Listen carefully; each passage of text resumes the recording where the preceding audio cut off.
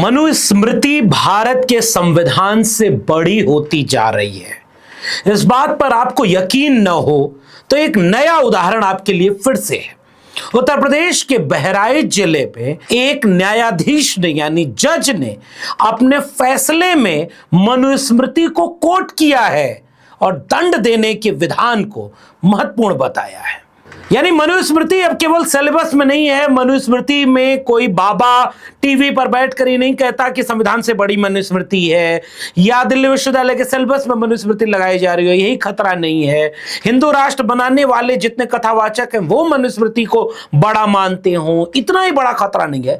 अब इस देश के न्यायपालिका में, कानून में जज एक फैसला लिखते हुए मनुस्मृति को कोट कर रहा है। पहले भी कभी हुआ हो जरा आप बताइएगा।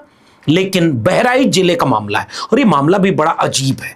इस पर विस्तार से बात करेंगे कि आपको याद है वो एक नवयुवक डीजे लेकर जा रहा है, एक धार्मिक जुलूस है, फिर अचानक से माहौल तनावपूर्ण हो जाता है।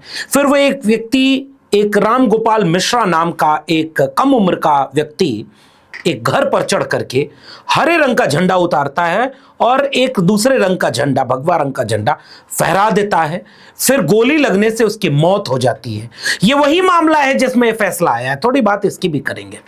लेकिन आईएएस संतोष वर्मा अगर नाम है तो एक बयान के आरक्षण खत्म करने के लिए अंतरजातीय विवाह होना चाहिए। अगर उसके कहने का तरीका ही में थोड़ी दिक्कत हो जाए तो देखिए उस पर क्या क्या कार्रवाई होने के तरीके निकल गए हैं। विरोध हो गया, कैसे बोल सकते हो तुम, पूरे समाज का अपमान किया। हमने भी कहा ठीक बात है, लेकिन उसी देश में जाने कितने लोग, अरे भाई एक व्यक्ति वकील जज सुप्रीम कोर्ट के चीफ जस्टिस के ऊपर जूता फेंक दिया, कुछ नहीं हुआ। बाद में कुछ दिन पहले अभी देख रहा था मैं, तो अजीब सी एक वीडियो आती है जिसमें एक व्यक्ति उसे मार रहा है जूता, आपने भी देखी होगी। वो कह रहा कौन हो तुम, पता नहीं, मुझे तो बड़ी स्क्रिप्टेड टाइप की लगती थी क्योंकि अब टीवी चैनल वाले उसका इंटरव्यू लेते नहीं। सुप्रीम कोर्ट के चीफ जस्टिस ने मना कर दिया था और देश में उसके खिलाफ नहीं, उसके पक्ष में माहौल बना था। ये सब जायज है। लेकिन अगर पवन कुमार शर्मा जज का नाम है, मनुस्मृति को कोट करते हुए जो वो कह रहे हैं, वो जो सारी बातें कह रहे हैं, वो बहराइच पुलिस के उस समय के जो सफाई थे, जो स्पष्टीकरण था, उसके ठीक खिलाफ आ गया।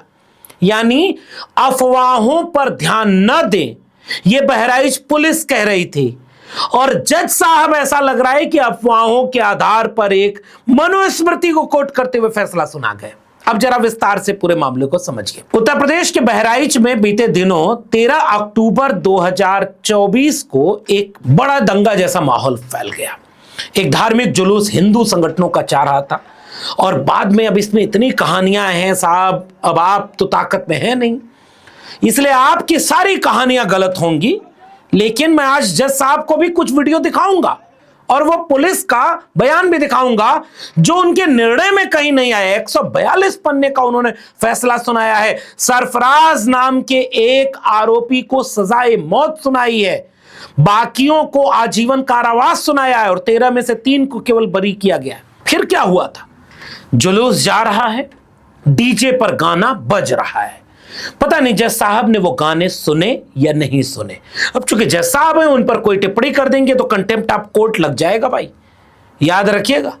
जज साहब कुछ भी कर सकते हैं एक खास तरह के रुझान के बावजूद। वो मनुस्मृति को कोट भी कर सकते हैं। वही मनुस्मृति जिसे बाबा साहब डॉक्टर भीमराव अंबेडकर, देश के पहले कानून मंत्री, संविधान सभा की प्रारूप समिति के अध्यक्ष और जिनके आगे प्रधानमंत्री जी भी नतमस्तक होते हैं, बाबा साहब ने जिस मनुस्मृति को जलाई, जिस मनुस्मृति में दलितों के, शूद्रों के, महिलाओं के विरोध में अमानवीय बातें लिखी है, उस मनुस्मृति को कोट कर रहे हैं जज साहब। लेकिन जज साहब को यह कहानी पता नहीं होगी या पता रही होगी, उन्होंने कैसे उसे देखा है यह आप लोगों के ऊपर मैं छोड़ देता हूं। यात्रा जारी है, डीजे पर गाना बज रहा है, तनाव का माहौल फैलता गया। अचानक एक व्यक्ति राम गोपाल मिश्रा दूसरे एक छत पर चढ़ता है, हरे रंग का झंडा उतारता है, भगवे रंग का झंडा फहराता है। फिर कहीं से गोली चलती है और उसकी मौत हो जाती है। मौत किसी की भी हो, वो हिंदू मुसलमान नहीं होता, उसके भी परिवार होते हैं, उसके भी लोग होते हैं जो हमेशा के लिए उजड़ जाते हैं। इसलिए कोई भी इस तरह की हिंसा, दंगे जैसा माहौल किसी भी सभ्य समाज के लिए कतई जायज नहीं है। और कोर्ट होते भी हैं इसीलिए ऐसी सजा सुनाने के लिए कि अगली बार ऐसा कुछ ना हो। लेकिन जब फैसला लिखा जा रहा था तो ये सारी कहानी पता नहीं वहां कैसे देखी गई, मुझे नहीं पता, आप जरा पता लगाइएगा कि पत्थर पहले चला या डीजे पर गाना ऐसा बजा और मोहल्ला उधर जहां पर जाना और जाकर वही गाना बजाना। अब ये पता नहीं जायज है, हो सकता है नए भारत में ये सब कुछ बहुत अच्छा हो। और इतनी वीडियोस वायरल हुई, जैसा साहब कितनी वीडियो आपने देखी। चलिए सबसे पहले सबसे अहम मुद्दे पर बात करते हैं। नाखून खींचा गया, इतनी बेरहमी से मारा गया, ये किया गया, वो किया गया, इतने तरह की अफवाह सोशल मीडिया पर फैल गई। केवल गोली लगने से रामगोपाल मिश्रा नहीं मरा है, उसके साथ बेहद अमानवीय हरकतें की गई। और जैसे ही सोशल मीडिया पर यह वायरल होने लगा, जैसा अब आपके लिए एक पोस्ट है बहराइच पुलिस की, और बहराइच पुलिस ने 16 अक्टूबर 2024 को लिखा है कि दिनांक 13 अक्टूबर 2024 को कस्बा महाराजगंज थाना हरदी जनपद बहराइच में घटित घटना में एक हिंदू व्यक्ति की हत्या के संबंध में सोशल मीडिया में सांप्रदायिक सौहार्द को बिगाड़ने के उद्देश्य से भ्रामक सूचना, जैसा आप ध्यान दीजिएगा, जैसे मृतक को करंट लगाना, तलवार से मारना एवं नाखून उखाड़ना आदि बातें फैलाई जा रही हैं जिसमें कोई सच्चाई नहीं है। पोस्टमार्टम में मृत्यु का कारण गोली लगने से होना पाया गया है। इस घटना में एक व्यक्ति के अतिरिक्त अन्य किसी की मृत्यु नहीं हुई है। अतः सभी से अनुरोध है कि सांप्रदायिक सौहार्द को बनाए रखने के लिए अफवाहों पर ध्यान न दें व भ्रामक सूचनाओं को प्रसारित न करें। जैसा ये बहराइच पुलिस ने कहा था और जिन बातों को आपने जजमेंट में कोट किया है उसको इन्होंने अफवाह माना था। अब दोनों में से तो एक सही होगा। आप जज हैं, आपने पैरवी की होगी, इतने लंबे समय तक ट्रायल चला होगा, आपने सारे तथ्य देखे होंगे। मैं उम्मीद करता हूं, क्योंकि मैं अगर कुछ भी दाएं बाएं बोलूंगा, आप साहब कुर्सी पर इतने बैठे हैं और हुकूमत कैसी है ये आप भी जानते हैं, तुरंत मामला बदल जाएगा। लेकिन ये जो हुआ इसका जवाब क्या है जज साहब, एक नागरिक के तौर पर हम भी जानना चाहते हैं।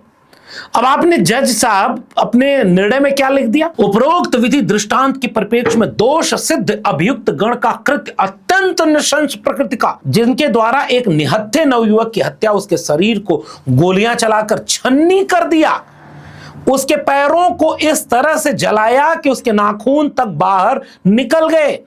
इस कृत्य समाज में अशांति व अस्थिरता पैदा कर दी। दोष सिद्धों के इस कृत्य से मानवता कराह उठी, सामाजिक व्यवस्था चरमरा गई तथा विखराव के कगार पर पहुंच गई। एक वर्ग की आस्था एवं विश्वास की भी हत्या हुई है। ऐसे शैतानों के लिए न्याय की समुचित मंशा में इस प्रकार दंड दिया जाना चाहिए जिससे समाज में पनप रहे हैवानों के अंदर भय उत्पन्न हो और समाज में न्यायिक व्यवस्था के लिए विश्वास उत्पन्न हो। मनुस्मृति में यह कहा है कि दंड शास्त्री प्रजा सर्वा दंड एवाभिरक्षित दंड सप्तेषु जागर्ति दंड धर्मे विदुर्वधा। मनुस्मृति के अनुसार प्रजा द्वारा राज धर्म का पालन किया जाए, इस दृष्टि से दंड विधान का होना नितांत आवश्यक है। जज साहब, बहराइच पुलिस जिन्हें अफवाह कह रही थी, आपने वो सारे बातें जजमेंट में लिखी है। बाकी फैसला मैं पूरे देश की आवाम पर छोड़ता हूं। जज साहब है, सब देख करके, सब जान करके, जांच पड़ताल करके फैसला लिखा होगा और बहुत सोच समझकर मनुस्मृति को कोट किया है। दंड का महिमा बताने के लिए मनुस्मृति के अलावा भारतीय ज्ञान मीमांसा में न तो कोई दूसरी किताब है, न कहीं दूसरा रेफरेंस है, न कहीं दूसरा उद्धरण है। और जज साहब ने शायद मनुस्मृति के अलावा और कुछ पढ़ा नहीं पढ़ा।